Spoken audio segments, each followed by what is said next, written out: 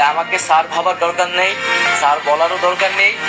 আমি আপনাদের সন্তান হিসেবে এখানে এসেছি, আমি জনগণের পক্ষ থেকে এসেছি, জনগণের দাবি দেওয়া নিয়ে এসেছি, এক নতুন বাংলাদেশের স্বপ্ন নিয়ে এসেছি। কত সুন্দর যে কথাটা বললো, কত সাধারণ মানুষের মধ্যে থেকেই এসেছে। এখন একটা দেশ চালানো তো এত সহজ না। ও নতুন এসেছে, ওকে শিখতে দিতে হবে। সে শিখবে, ধীরে ধীরে কি করতে হবে জানবে। অলরেডি তারা অনেক দিক থেকেই অনেক কিছু দেখছে, জানছে, করছে।